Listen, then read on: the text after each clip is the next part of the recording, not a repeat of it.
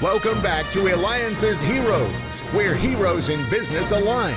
To be part of our super community and find out more about Eliances, visit www.Eliances.com.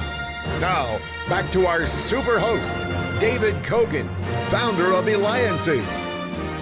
Thank you for all the feedback that we get. You are all learning incredible things as we unlock the secrets of our heroes. And the feedback that we've recently seen and heard from Jerry Harrison, famous person from the Talking Heads who came into the studio. Thank you for that feedback. And the feedback we continue to get from having Thomas Dolby on, the other famous musician. Well, let's talk about our next hero.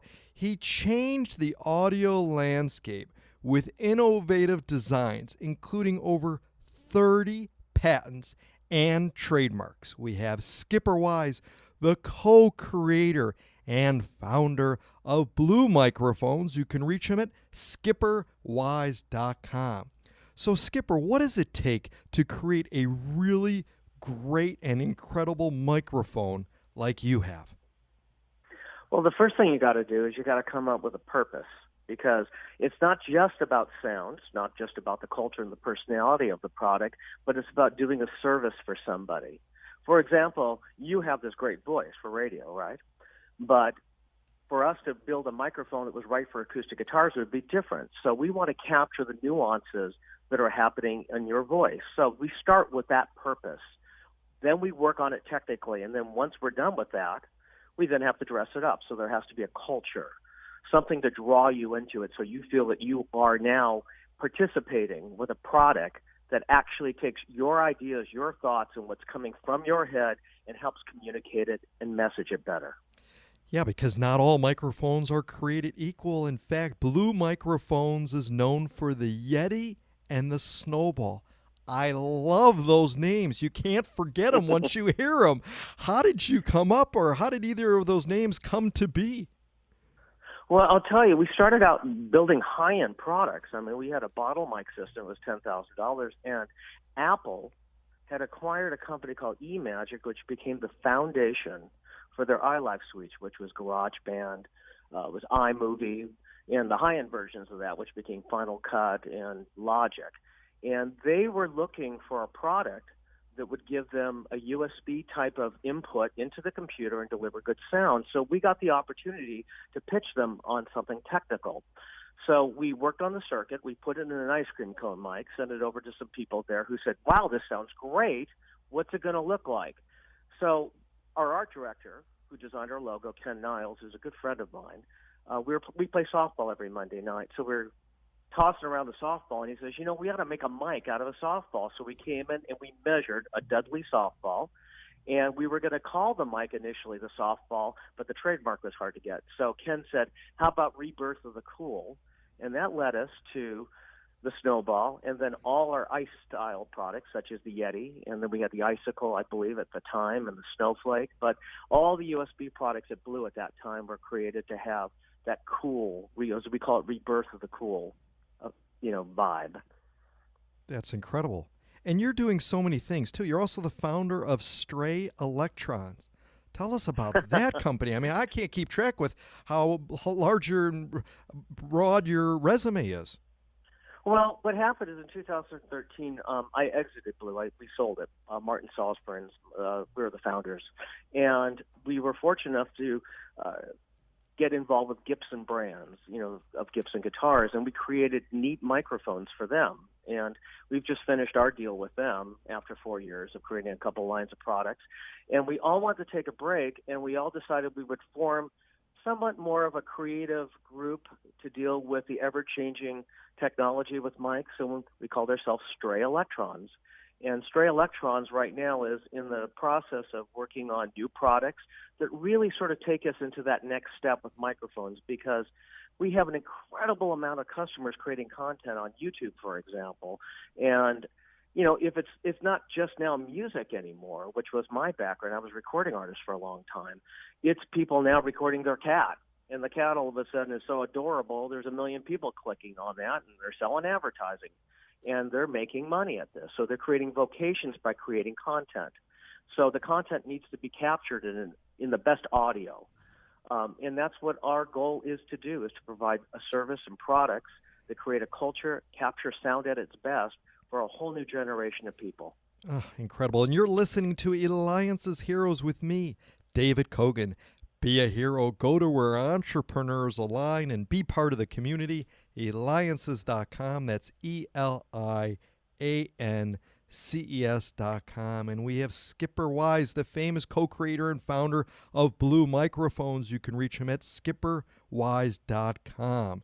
Now, not only that, he's a musician. In fact, he recorded several albums and CDs on several well-known labels like Cypress A&M Records, JVC Records, Gold Circle Entertainment. I mean, the list just goes on. But Skipper, how does the development process differ from creating recording tools to developing music and actually recording? Well, the way I look at it, my goal in life was always to build something. To me, songwriters, writers, when you put something new into the world, you're leaving something behind for other people to benefit. So music, to me, creating a song is not unlike creating a microphone.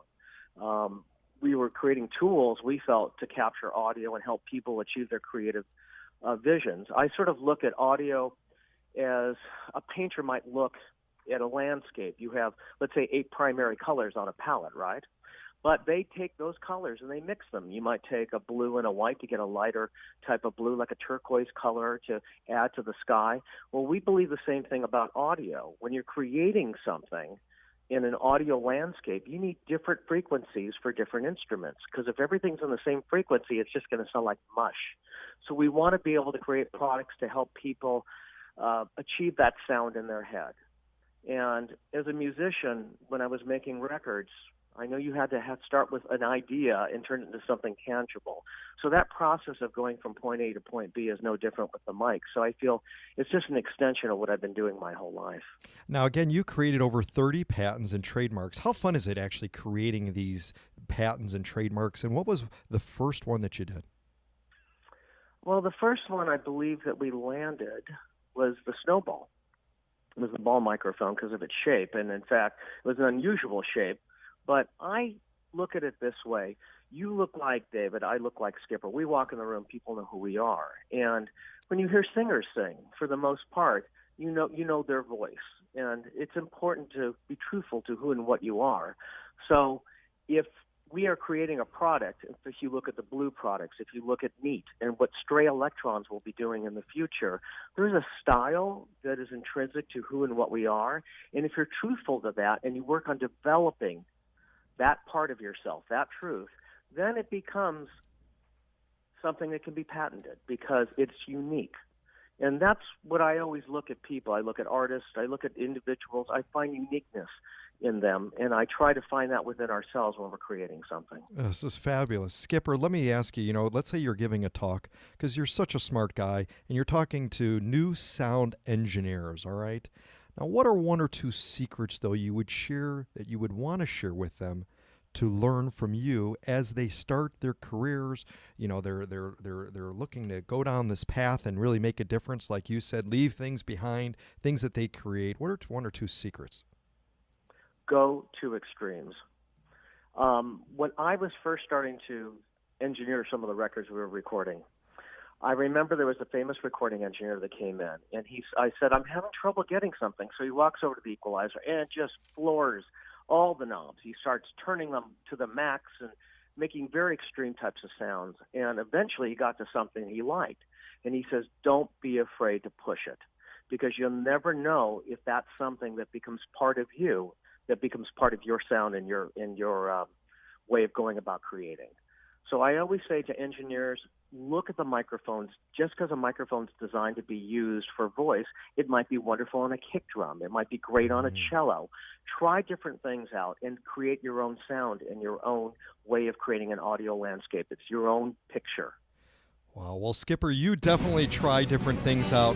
You bring quality and sound to the masses. You continue to innovate and create cutting-edge microphones and audio products for studios, musicians, and consumers. For more, Skipper Wise, you're a hero. Reach him at skipperwise.com, skipperwise.com. This is David Kogan with Eliances.